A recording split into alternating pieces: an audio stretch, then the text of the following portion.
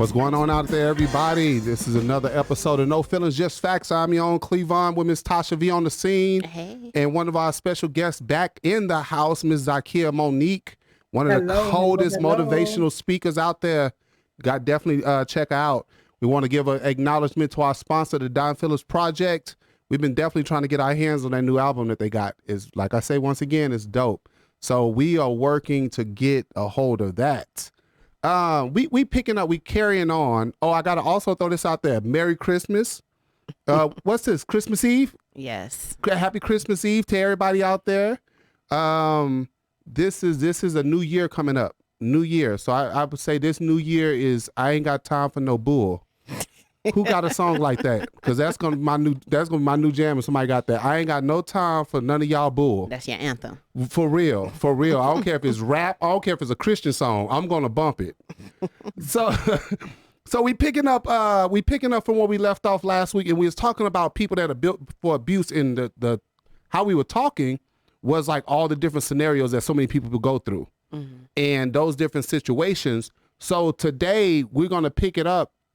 And I just want to finish, like, because y'all was already touching on it. Like, y'all was, Tasha, you and Monique, Zakiya, y'all was on it last week. I got to tell y'all, because I look back at the show and I'm like, yeah, y'all was hitting some pointers.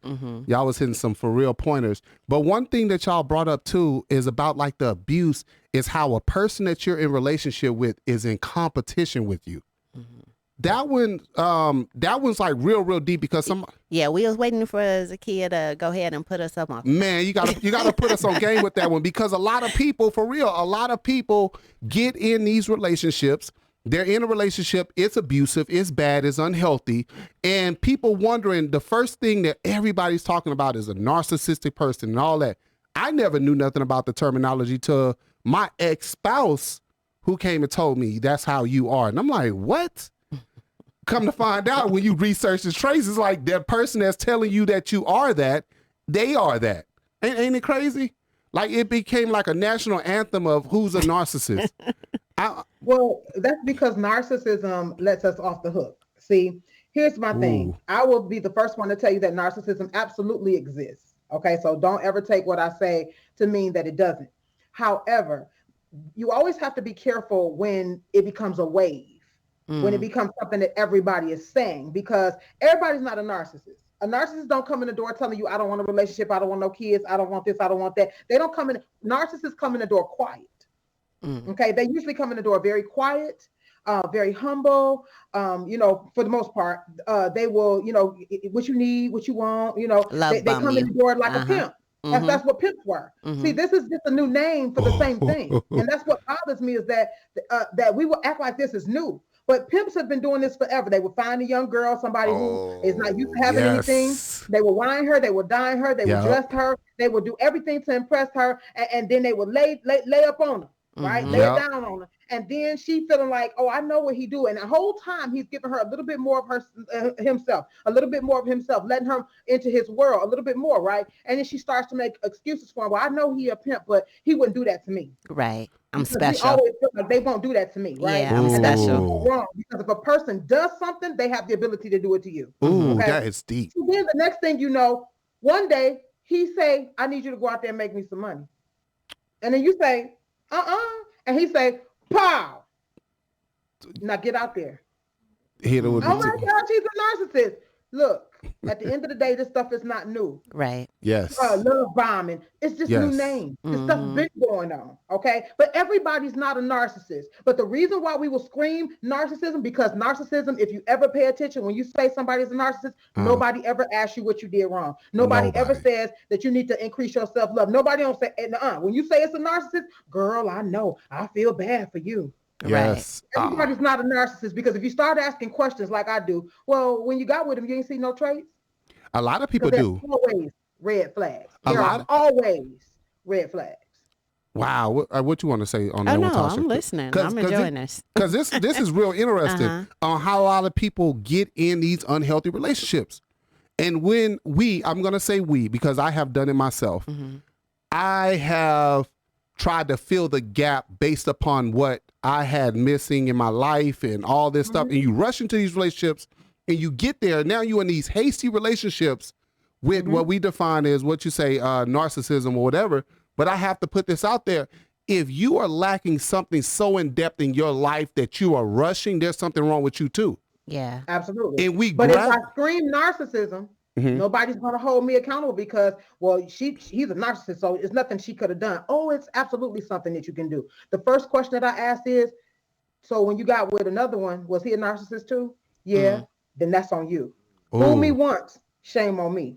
I mean, on you. Fool me twice, shame on me. Because at the end of the day, how you keep running into narcissists when we got $1,500 phones that you can Google narcissistic traits and find every trait of that person. Educate yourself so that you don't keep making the same mistake. But we will keep bumping into the same types of people and then we'll scream, but you don't understand. And let me tell you something, some people, and this is why a lot of people, are not for me as a client, because I will divorce a client. I got a problem with it. I will divorce a client. You're not for me because I don't believe in pacifying. I believe in let's move forward in love, right? But I don't believe in pacifying because at the end of the day, no relationship is 100-0.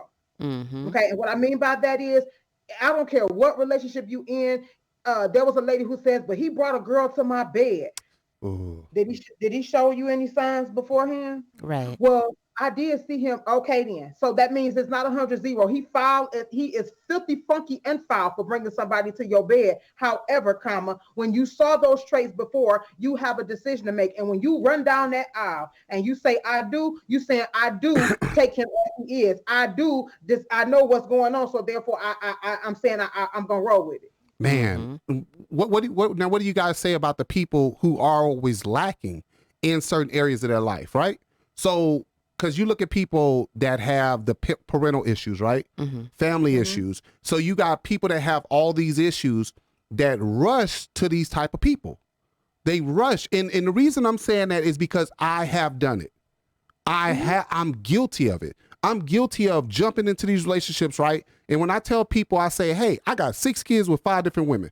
What went wrong with me internally where I gravitated to these things and these traits? And mind you, like I tell people before, I'm in church. I'm in my environmental setting where it's supportive, where it's to help me grow. But I did not grow in that setting. So what's church in you? See, you could be in church all day, but if church ain't in you, what that means? Sometimes some of the most trifling people is up in the building. Oh my God. Up in there clapping. They up in there playing them drums. They up in some of the biggest devils is right up in church. So that don't impress me at all. At the end of the day, let me see your fruit. Exactly. So look at, and I'm going off of the type of leadership we have too. A lot of the times when people are not falling into a lot of these traps, a lot of people do need mentorship. They do need somebody in their life to help guide them to the next phase. Because when you don't have that guidance yourself, you're going to rush into things that you think are right. You rush into things that seem okay, and you're going to ignore everything like, oh, it's okay. You give everything a pass. When you have somebody there to actually say, no, hell no, don't go that way. Make sure you go right, because this is going to put you in a bad position. It'll always be in your brain, but when people encourage you to do wrong as well, you're in the trap. You're in the entrapment. And I always say that abuse for me starts within. The reason I say it starts within and it comes out is because what's already inside is coming out.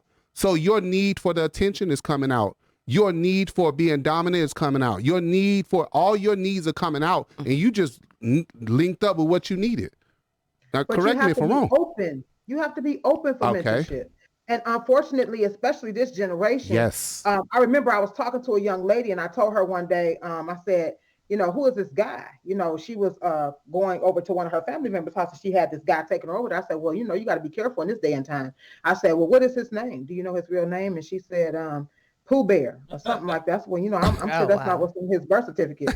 And she got upset. Got upset with me. And I'm trying to tell you how to stay safe, because do you know how many people making police reports for Pooh Bear? You know what I'm saying? They ain't never gonna find him. So at the end of the day, some of the young ladies nowadays are not open and receptive until they bump and bust their head. And I'm okay with that, because sometimes that's what it takes for some people. Some people, you have some people who they look at the stove and you tell them it's hot and they don't touch it. Yes. But then you have others who they look at you look at the stove, you tell them it's hot, they like, let me see for myself. And that's okay if you're a see for myself type of person. You just got to be, your choice is your consequences. Yes. But at the end of the day, mentorship, you have to be humble enough to say, I need it. And you have to be humble enough and open enough to receive and know that you're not where you need to be, because mentorship is taking you where you need to go or where you think you want to go. So a lot of people are not open to it, and they feel like, oh, well, how many years you been married? A girl told me I can't talk to nobody who ain't been married at least 10 years. And guess what? I said, okay. And the very thing that I told her in 2006, she repeated verbatim in 2016. And that was a whole decade that she had, wasted in this relationship. I won't say waste. I say that lightly because we can use all things. But ultimately, we have to be open, because we don't always get to choose how God sends that answer. Sometimes God may send you when you're drowning. He sends you a sailboat. He don't send you the yacht that you think he's going to send you. And so ultimately, if he sends you a sailboat, climb over in it. But if you stop and say, oh, no, you could go ahead because he's going to send me a yacht, then you're going to fool around and drown. So let me ask you this question real quick. How do you attribute the competitive aspect of it? Because that's a new learned behavior that I myself have learned. And when you look at people that's purposely trying to cut you down, right? They're doing everything to cut you down. I never thought about the competitive aspect of somebody being in a relationship with you. I never thought about that one. So when I was... See, I'm sorry. Go ahead. Finish your question. No, because we've been waiting since last week for you to cover this. Because yes. So can you go ahead and knock this out for us, please? Seriously, because I myself, this is the reason I'm bringing this up. Because I myself, being in an unhealthy marriage, right? In an unhealthy, I'm not blaming the person for every single thing, for a record. So I take my responsibility in as well. That's accountability. But when I look at all the disastrous things that have happened, where the person is purposely cutting you down, I'm like, wow, I never thought in my brain a person that you're in a relationship with is in competition with you. You've seen it. You didn't want to believe it. But it's certain key words. Listen to what I'm saying. It's certain key words that people don't pay attention to. Like somebody told me before, I was dealing with some other people that knew I had took a loss, and they say, oh, what happened? What's going on?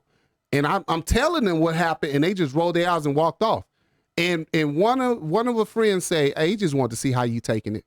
It didn't dawn on me. You understand what I'm saying? So certain stuff don't dawn on you until later, when people ask key words. They just want to see how you taking it. They want to see how you feeling. A lot of people know that the thing is unhealthy, but they will encourage you to stay in it so that they can have laughter, so they can have conversation, because they know it's not healthy as well.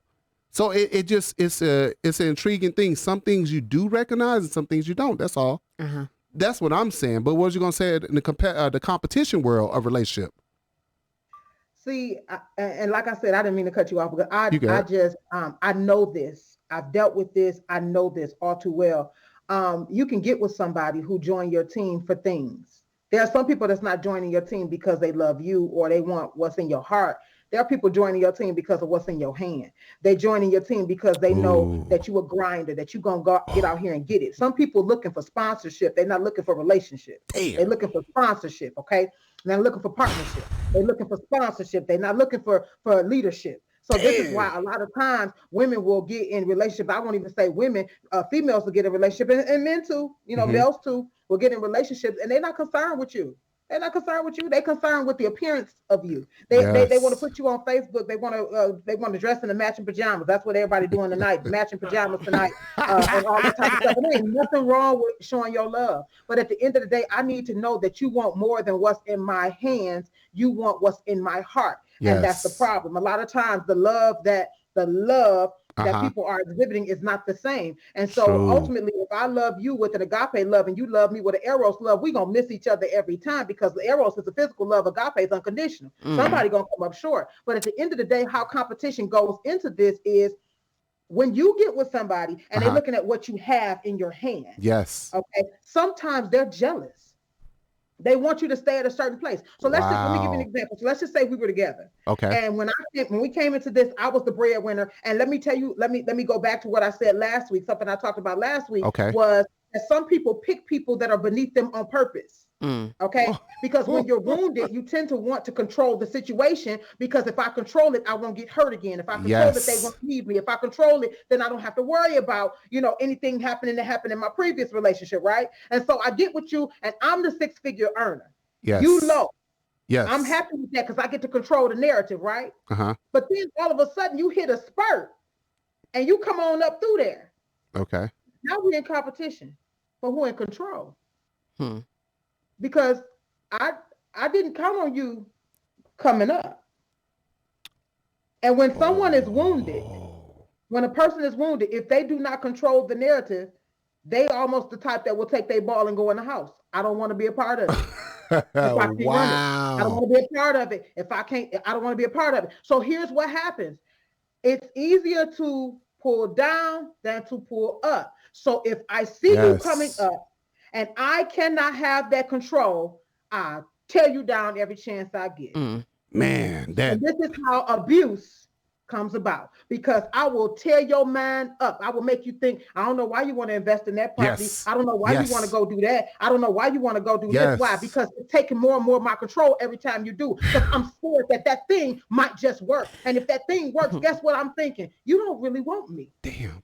Listen, Clevonne is excited. She's speaking to you. No, doing something to you. You cutting deep, dude. Like when I say this chick cutting deep, like you, hey, ladies and gentlemen out there, I just want to let y'all know she talking about my life.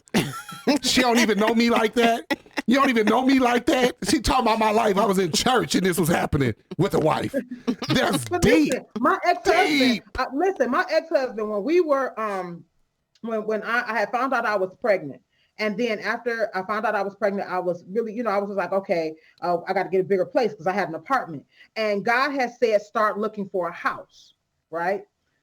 So I started looking for a house. It wasn't my intention. I wanted to keep the nest egg so that I could, when I was off work, I have the money to stay home with my baby for longer. That's what I was thinking. God was like, go look for a house. So I started looking for a house. He said, why are you doing that? Why are you looking for a house? Man. You know what I'm saying? So, see, when they start asking questions like that, because why wouldn't we want home ownership? Right. You know what I'm saying? When they start asking questions like that, you got to stop and ask yourself, why wouldn't you want what? Oh my God. A person knows when you're starting to make decisions that's growing apart from them. When you won't need them anymore. See, when the person feels like you're not going to need me anymore, they'll start asking questions like that. And this is where competition is. Okay. Competition, because I need you to come back down up under me, so that you will continue to need me, so that you don't leave me. So I'll give you this prime example, right? I go into a marriage, arranged marriage. I go into this marriage and I come into it already with my business and everything ready to go. And from day one, it's been a fight. From that day forth, the marriage has always been a fight, right? And it'll be kind of spurts where, it may be cool for a month, but after that, it's just continuous fighting. So throughout all the fighting, for me personally, I moved out, I left. I was still paid all the bills there, but I stayed in another place. So I can count within all 8 years, I stayed there together, maybe a year, maybe a couple months. Damn. I never stayed there because it was so much fighting and so much ignorance. So I left. Fast forwarded, like you're talking about with the home ownership, right? When it came to making decisions and like, let's grow, because I'm thinking, we're going to go to counseling and it's going to get better. I'm like, let's grow. We get this property, we start more businesses. And like you say, the questions are asked, why? It was such a fight every time for anything progressive. I'm talking about anything progressive. It was so much ignorance. And that is a sign. And so for me, that's why I bring up the whole phase of me cheating. Kind of continuous cheating. Because you know what I kept asking every woman? I just want somebody to help me. I just want somebody to appreciate me. Where was your mind where you didn't leave?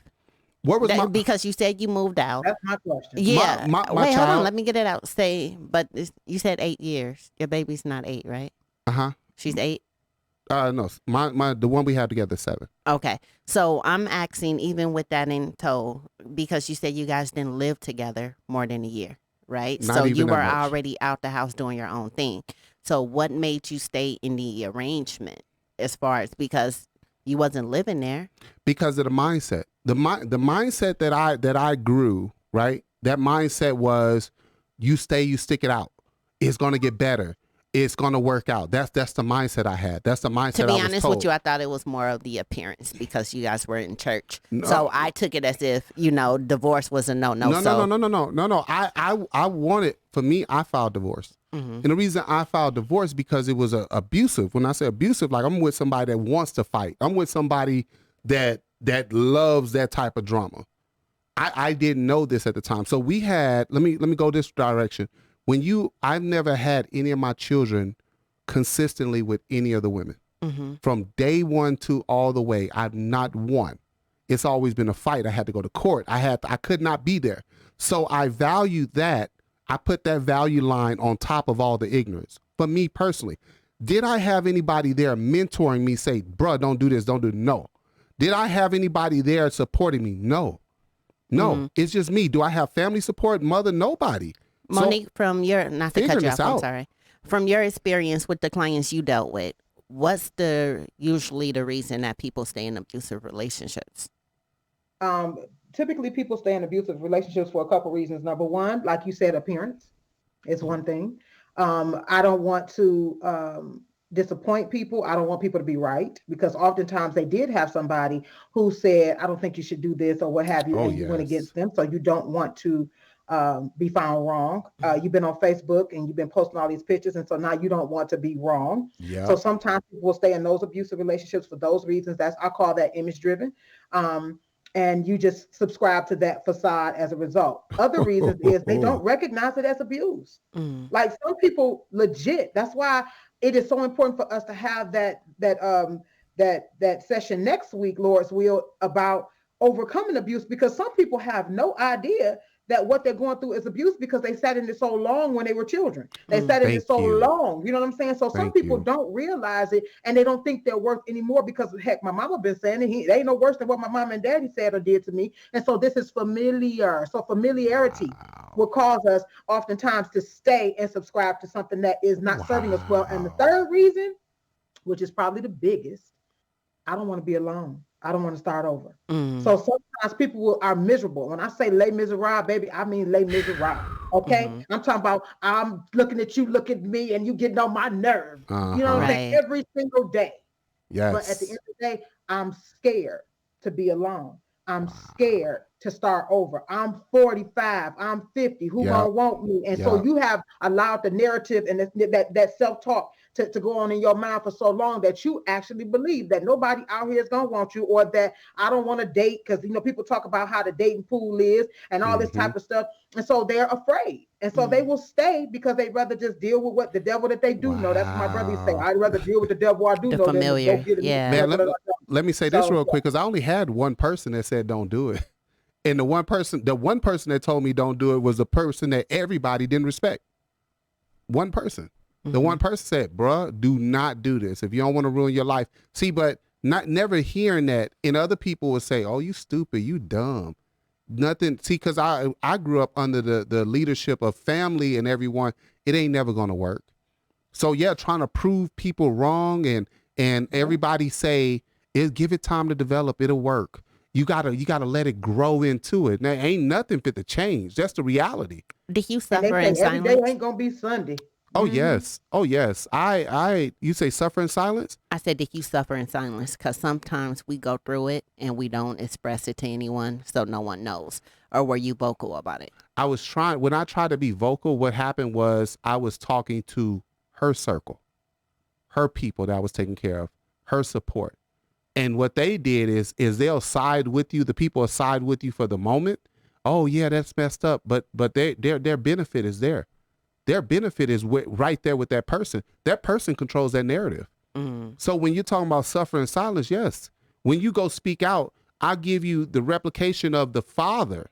The father was just like this as well from his own church. So if a man dealt with this in his own church, and then you replicate it into a marriage, like this is cool, this is some jacked up stuff. But I myself had to be jacked up to stay in a situation like that. Do you understand what I'm saying? A lot of times, so when we talk about people who are built for abuse, a lot of times we replicate what we're used to. I'm used to family bashing me. I'm used to the previous church not supporting you. I'm used to this ignorance in the community. I'm used to this.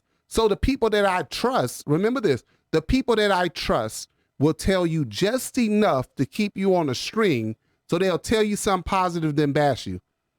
Oh, I know you're gifted. I know you can be great. Oh, you stupid as fuck. You ain't never going to amount to nothing. You ain't never going to get it right.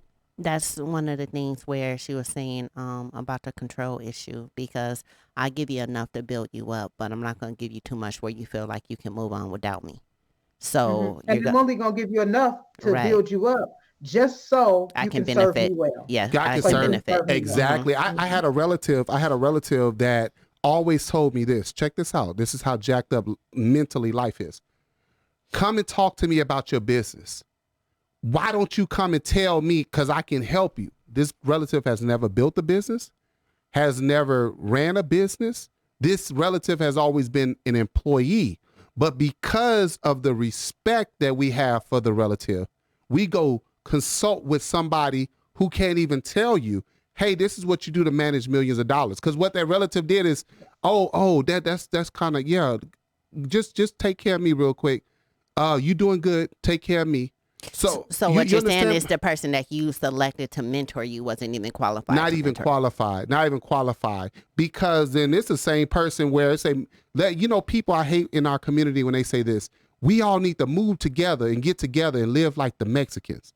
That's when you know you in a jacked up setting. When people use that terminology, we in a jacked up setting. So we going to live like them. Okay, move with me and you pay $350. And I get there, oh no, you need to pay me $750. Now you have nowhere to go. You understand? Look at the levels of abuse.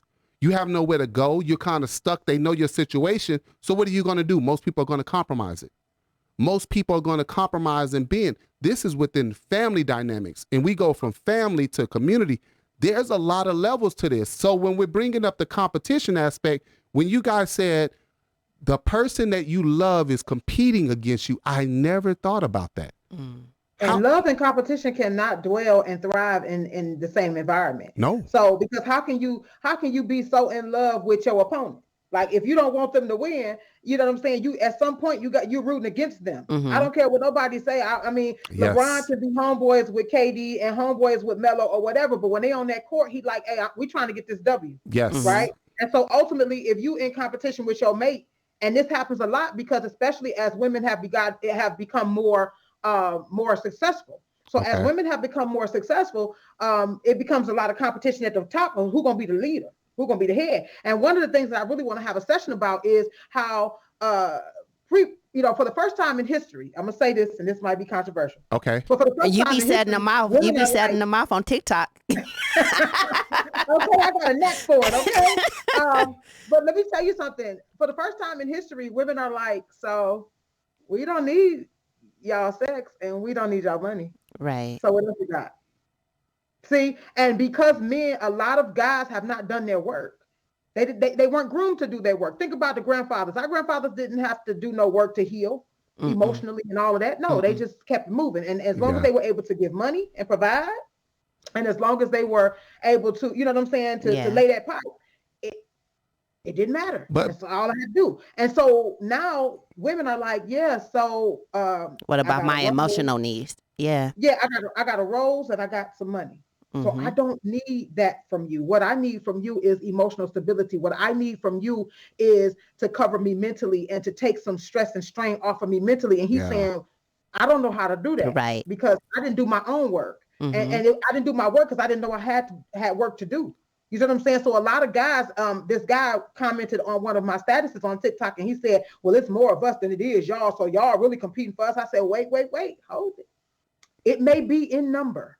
However, more women have done their work. So if you compare the number of healed women and healed men, I venture to say we very close to equal because it's a whole lot of guys out here that ain't done their work. And you will find a woman at every self-improvement seminar, every book to buy. Why do you think so many male coaches are catering to women? Because women buy books. Women buy classes, women buy stuff. The men sit there like, man, I'm not going to that. Okay. And so ultimately, if they have nowhere, they don't have an outlet. They don't have, a lot of them don't have outlets to have somebody help them. They don't have a lot of coaches. They don't have a lot because men are natural born skeptics. They're like, I'm not going for that scam. He just wants some money. But a man's skepticism is based upon his trust too. Absolutely. Because men don't trust as easy as women. A woman can walk in a grocery store today, meet another woman, and be her friend for the rest of her life. A man, and talk about all your business. Talk about what shirt size is going to choke you out, all that. A dude is going to be like, yeah, all right, bro. And he going to walk off. I have to literally build a trust with him to talk to him about a pair of jeans in the store. That is, the trust factor is totally different. That's dialogue. Why we need each other. That's why we need each other, though. Because there are some times when we as women need to back up, and there's sometimes when you and men need to lighten up. And that's why we need each other. We need to be able to sometimes step back and see the whole forest, and sometimes y'all need to step forward and see the details. So let me ask you this really quick.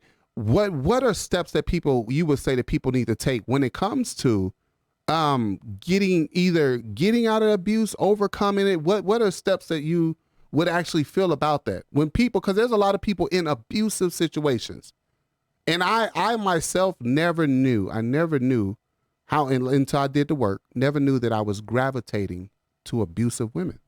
Mm-hmm. If she wasn't abusive, but why were you gravitating to abusive women? Because that's what I seen. That's what I seen all my life. I seen abusive women all my life. I seen women. Hyenas. I seen hyenas. I seen hyenas sit there and tell. This is what they would tell the younger girls in the family. Excuse my French. They bees and hoes. Mm-hmm. That's all they're gonna do. They're gonna grow up to be bees and hoes. And how does that impact? Now I'm a grown man. How does that impact those young girls in my family? Mm-hmm. With the older women saying that, and everybody sitting around laughing. How does that impact? How did the older women treat men? Didn't no respect for men? How did a lot of the pedophile men, the perverts, come around and be able to hang around like it was cool? Mm-hmm. How did a lot of that translate? You understand what I'm saying? So when we're looking at the abusive traits, that's why I say it starts within. I bring up the thing about, I got this baby mama drama in this situation. These women, these females replicate the same situation. My very first baby mama, you know what? I fought her and her mama. I had to fight with her and her mama. Listen, I'm not laughing. It's not funny. It's all good. I'm past it now. But then, she was like, oh, you motherfucker, you're gonna do this. She talked like she on a damn video game. And they coming at me because I want to be a father. But I didn't replicate that in my brain. Second baby mama, to this day, still fighting. Then I get the third one, which is what? Mary. Then I get this. You understand what I'm saying? Yeah. I kept the cycle going unconsciously because I gravitated to abuse. Anything that was peaceful was not right. Mm-hmm. So look at the people. It goes back to what Monique was saying. When Go people ahead, Monique. are getting out of it, overcoming it. Because I was getting ready to say, I just don't believe. I don't believe it starts within. I believe we're gifted. Okay, because one thing you said was it was familiar. Well, how was it familiar? It was familiar because it came from a setting. Now, most of the time it comes from your foundational setting, whether it's your mom, your dad, or whatever you saw at home. That means it's not from within. You were gifted that. And then it built up inside of you. Oh, wow. You know what I'm saying? So if you were gifted, anytime you sit home and you watch your daddy, as my grandma used to say, knock the snot out your mama. Or anytime you at home and you watch your mother, because we tend to think abuse is man on female. No, females out here getting down too. Mm-hmm. So anytime you watch your mother talk to your father, flip out the mouth and out the side of her neck and treat him any kind of way in front of people and say anything. Because I grew up and my auntie would say stuff to my uncle because I grew up with my aunt and uncle. And I would be looking at her like, wait, sis. Yes. Because I think I even know that you probably shouldn't say that to a man. But, and then when he left her, it was like, oh, he only left because he didn't want to do this or he didn't want to pay bills. Yes. No, he left because you degraded him at every single time. Every time he had a house full of company, you degraded him. Every time you had a drink, you degraded him. So at the end of the day, he got up and left. Mm-hmm. Right. So what I'm saying is it's not something when a baby, if we were built, if abuse came from inside of us, a baby would have it. See, you have to stop and think about things of the baby. A baby don't come in here abusing himself. As a matter of fact, a baby come here a little selfish. You ask that baby for their pacifier, they like, Right. You ask that baby for that bottle, they like, no. You know what I'm saying? The baby goes snatch the mama breast out the shirt because they want something. So they come here very much in self-preservation mode, right? Uh-huh. How did we turn into that? Because after the environment, just comes in on us and we start to see it, we think, oh, this is normal. So let me ask you this, and going back to the question of when people recognize it, right? And they recognize, okay, I'm in an unhealthy situation, whether it's abuse or whatever. A lot of people don't get out, don't know how to get out. They got comfortable. Mm-hmm. If they do get out, overcoming it so that they don't go back? Or if they are in it, how do they overcome it? What are different methods of how a person can overcome it is my question. Increasing self-value. You said Yes. Increasing but self-value. how do you do that though? Let me ask you, how do you increase self-value when you are devalued? And I'm talking about that depression. I'm talking about that internal depression, because there is an internal depression. And I'm speaking from experience of coming out of that, having to acknowledge the depression I put myself in with this person and all the things that you take, all the blow after the blow after the blow. Because like I say, not only that person I was married to, but I'm talking about from childhood. I'm talking about we left our community and went into the church setting. And when I say the church setting, because the church setting replicated the home front.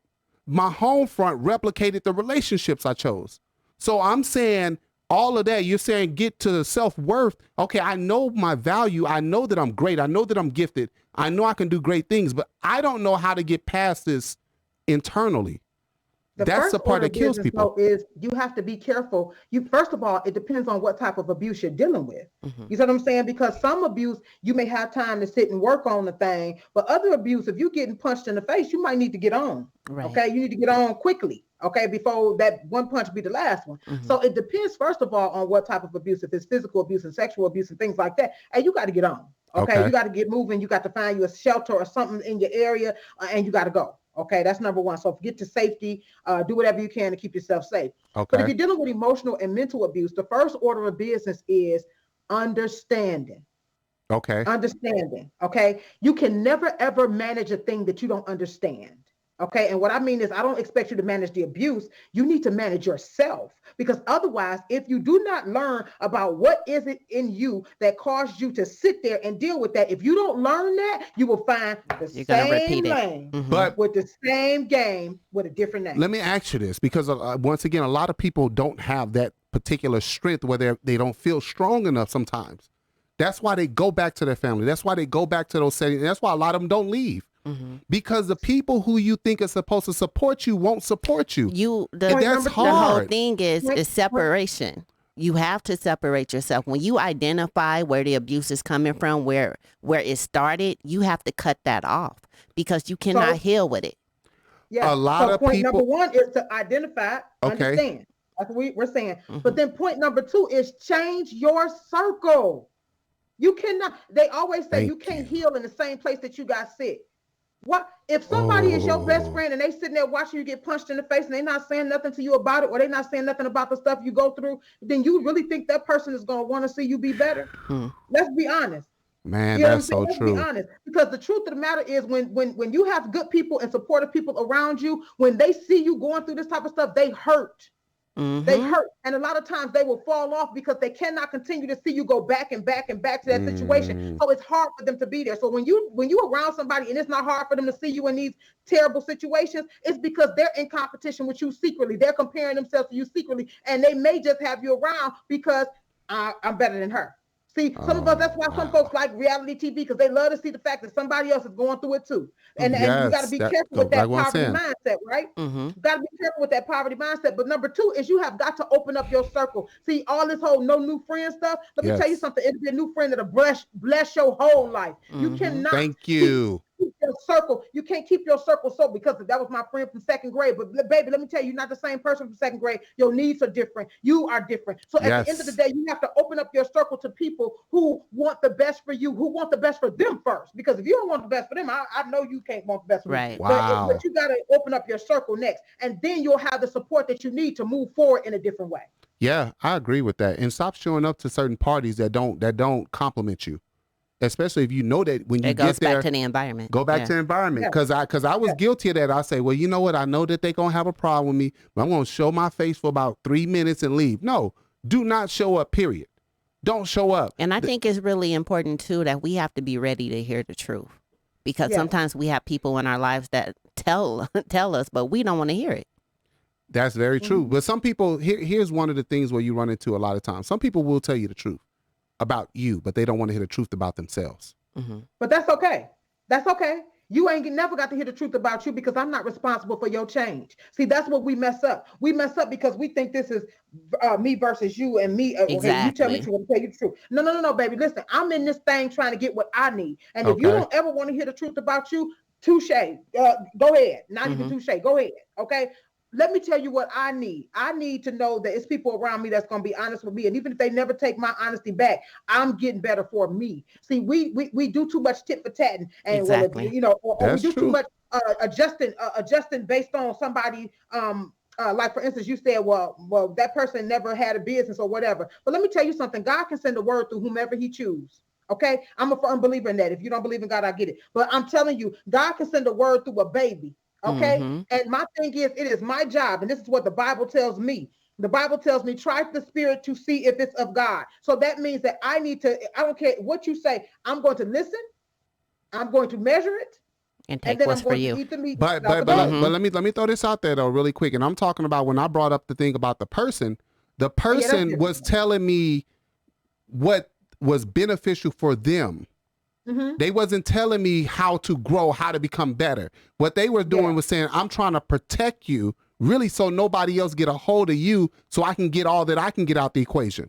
But the reason why I brought that up is because some people will take what you said and be like, see, that's why you don't listen to nobody who ain't been married for 20 years. See, that's why you don't listen to nobody who ain't had a business for 50 years. But sometimes we will mess ourselves up because we're praying and asking God for an answer, and he sends the answer. But because the answer don't look like this, it Because don't we look like don't, it should the come from God. It messenger, don't look right? like my answer.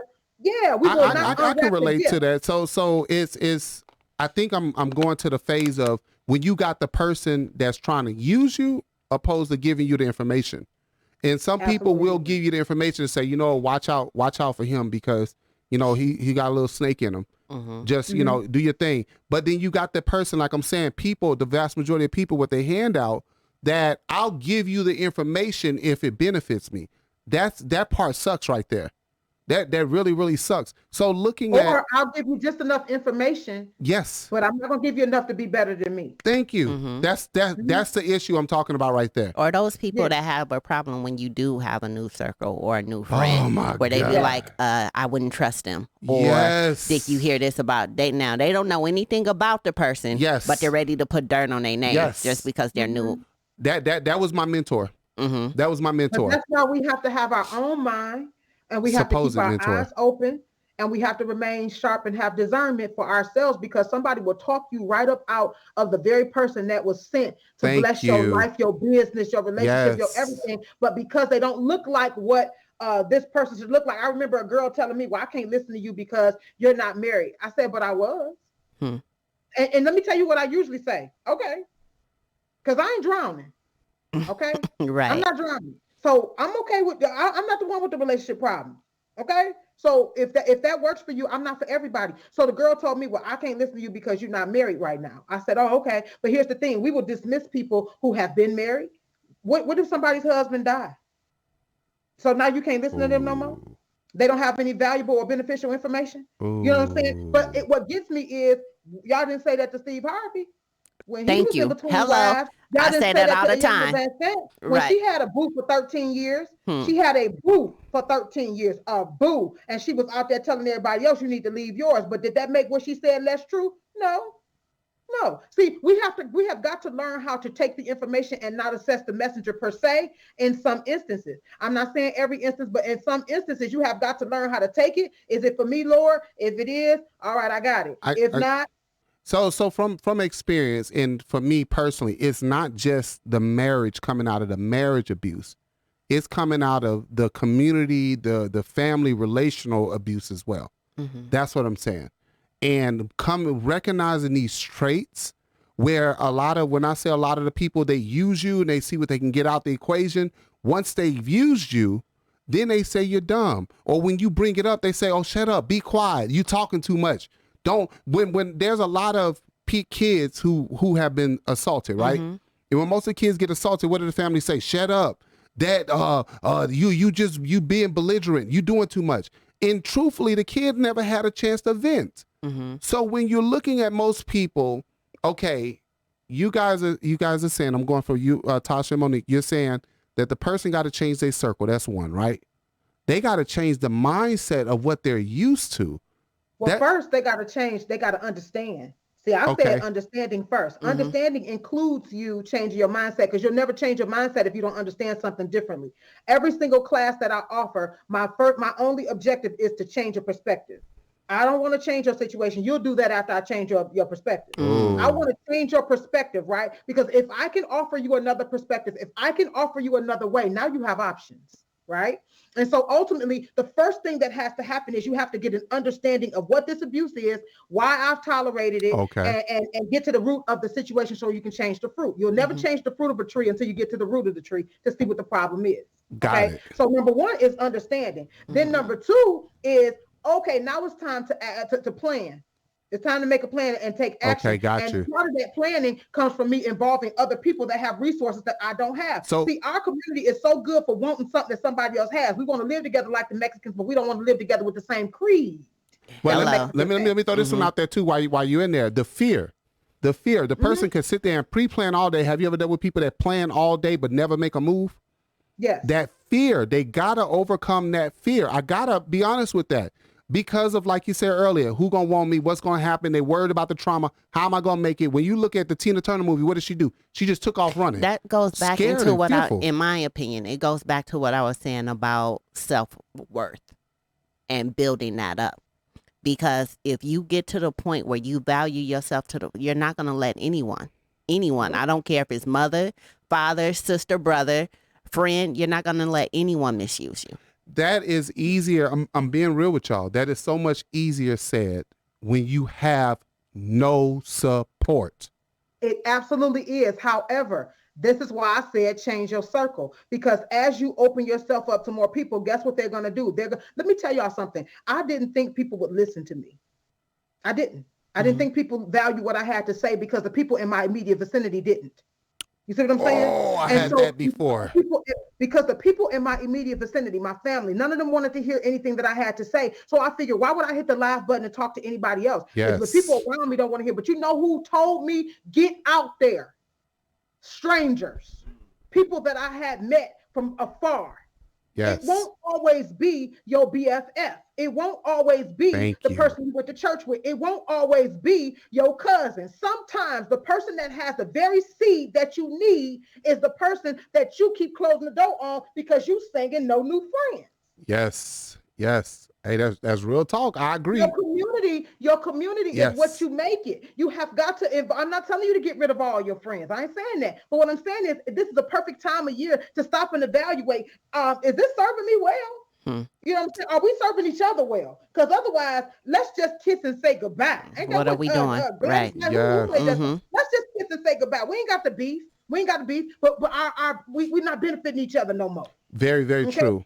And it's time to go. And so at the end of the day, you have got to have a community of people. And remember, I told y'all last week, you got to have somebody pouring into you. You got to have some people on the same level as you so they can say, girl, I understand what you're going through. And this is, come on, we're going to make it. And then you got to have somebody you pouring into also. Well, guess what? That person at the top is going to tell you, come on, we're not going to keep playing it. You took enough classes. You didn't enough. I missed that one. Let's go.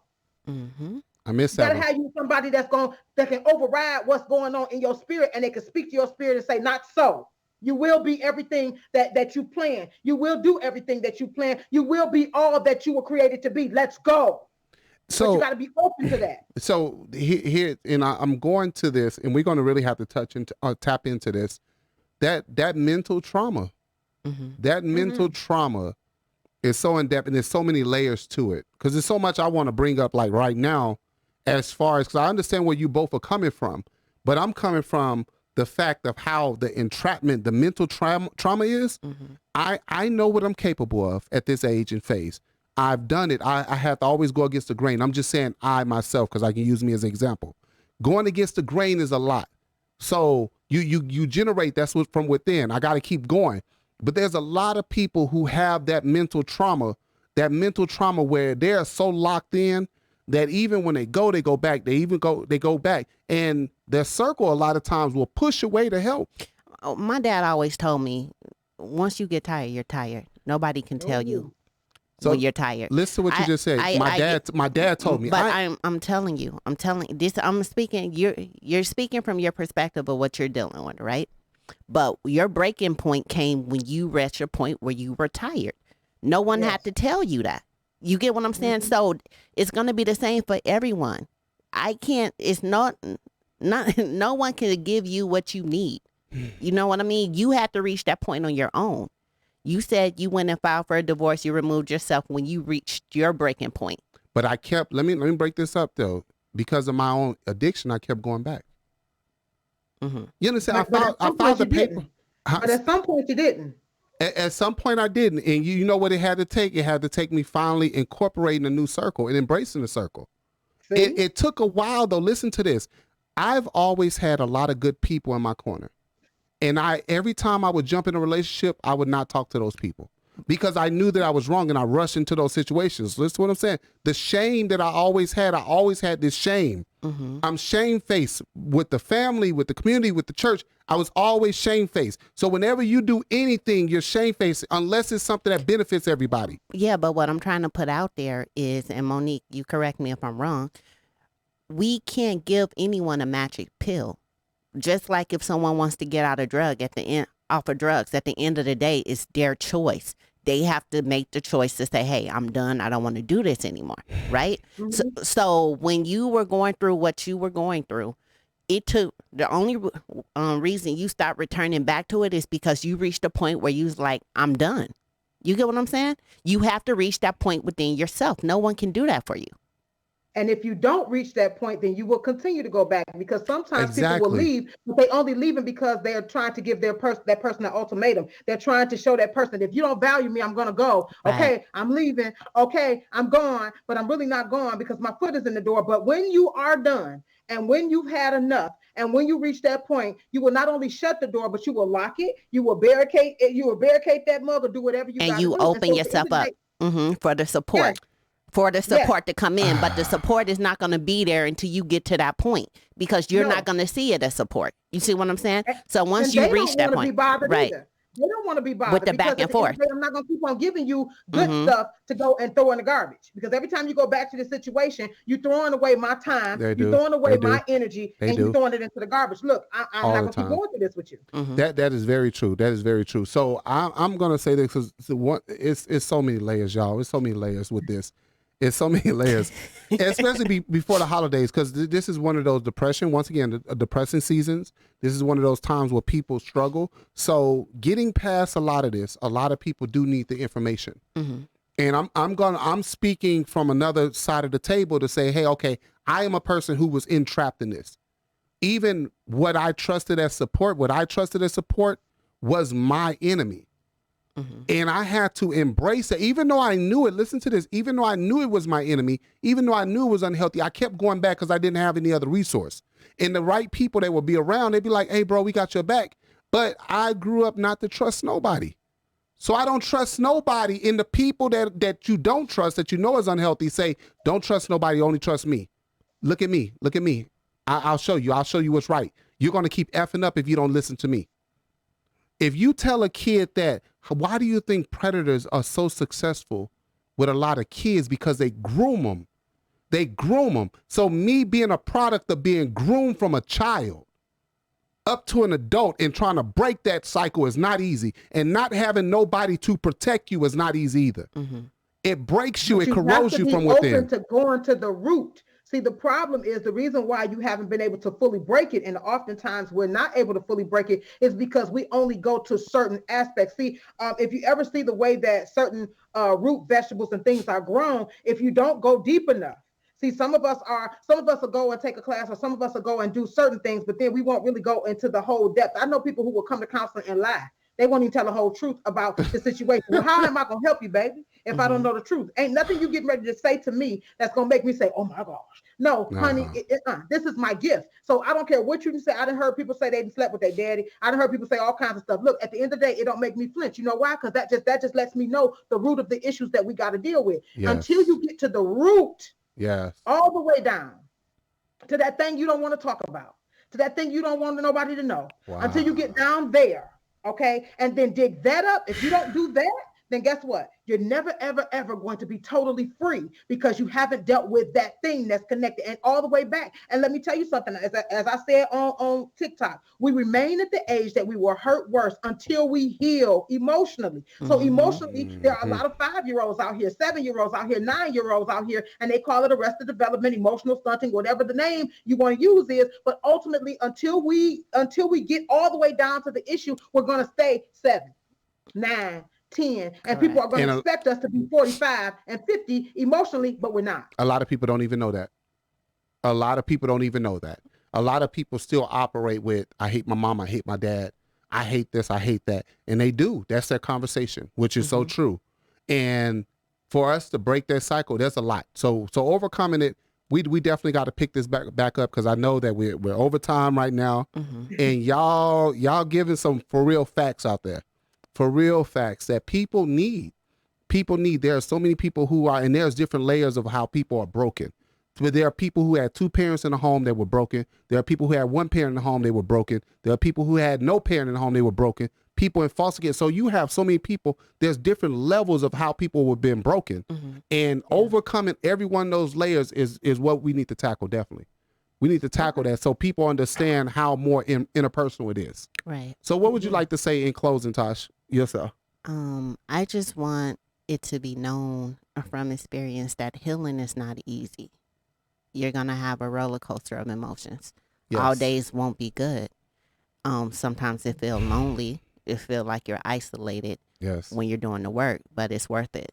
You know what I mean? So healing is not a pretty thing. Like, it's out there like, oh, it's so beautiful. No, it's not. It's not, because you're going to have to deal with some trauma that, like Monique said, you don't even want to tap into. You don't even want to speak about. Sometimes subconsciously, we done buried it ourselves and going to therapy or bring it up. So it's not easy. You know what I'm saying? But you have to go through it. Wow. All right, Monique, Zakiya, what would you like to say, sis, on that note? I just want to say that you can get to, I am living proof that you can get to a point where you can make your pain pay you. Okay. You can extend, and what I mean by payment is not always money, but you can extend your experiences to someone else that will help them to avoid it. See, to me, the biggest impact and the greatest impact is when a young lady says that she avoided a narcissistic situation or an abusive situation because of my book or because of something that I said, because that means that what I went through, she doesn't have to go through. And even if that, and the same for my daughter, right? Because I wanted to make sure my daughter didn't end up in these situations because I paid enough for the both of us. And so to dovetail what Tasha was saying, on the other side of this healing process, it's ugly sometimes. Sometimes you do have to be isolated. You do not have to be, contrary to what people may say, you do not have to be isolated for your whole healing period. But just like in a hospital, there's a time when you have to be, secluded because you're critical, and maybe you're serious, and maybe you're contagious even a little bit, because sometimes misery loves company, and sometimes we got a bitter spirit. But then it comes a point in time where we're healed enough to go home, and we can heal in population. So I don't want you to think that the healing process means that you can't be with anybody or nobody will be there. Build yourself a community that will help you when the going gets tough, and then get to the other side of the healing process. And I guarantee you that every single thing that you've ever desired is on the other side of that healing process. But God can't trust you with it if he can't trust you with you. I got to say this too, for a lot of people too, in those situations, build in silence. If you're trying to build a community outside of what you've been through, build in silence. Build the right people in silence, because the wrong people are going to tear it down. And that's from experience. You definitely have to build in silence. If you got But we have to get to a point where we're not concerned with other people, with those people. And we have to also get to the point, let me tell you something. We also have to get to the point where we expect there to be opposition. Okay, there's no way that you're going to build anything, a relationship, a business, or anything, and there's not going to be some level of opposition, because you're going to be tested to see how bad do you really want this thing. So at the end of the day, there will be haters. There will be people that's going to be naysayers. There will be opposition, but ultimately use that as motivation to move forward. We can't keep on hiding everything. We can't keep on hiding our shine all the time, because they might pray against me. They gonna pray against you. God said, I will build a table for you in the presence of who? Not your friends, in front of your enemies. And if you have no enemies, then baby, you ain't gonna have no table. Man, you got our engineer about to shout up in here. He about to passionate. I need my haters. I need them. I need them at the table because he gonna build a table in front of them. And by golly, I need my table, God. Yes, and that's free publicity when they hate on you. So please get more haters. Hey, we definitely gotta wrap it up. Once again, this is a Christmas coming up. Christmas coming up. Merry Christmas to everybody out there. We want to give a shout out to, once again, Zakiya. If people are trying to look at you, they're going to look at on TikTok, Zakiya Monique Speaks. And then on Instagram, Zakiya Monique Speaks. And then on YouTube, they'll find your full sessions of what? When they Relationship TV with Zakiya Monique. Relationship TV. And she has a lot of dope dialogue. Also, Tasha's coming out of her shell as well, because this chick got a lot of information too that she been withholding. Okay, so thank God that Zakiya is here to pull it out. Yes, ma'am. Yeah, I love y'all. And we also got to give a special acknowledgement to our sponsor, the Donald Phillips Project. We thank you so much for your support. And till we all meet again, we love you. Next week, we got to keep this going. We're going to finish it next week. Hey, have a good day till we all meet again. Merry Christmas, everybody. Same Merry to you, Christmas. love.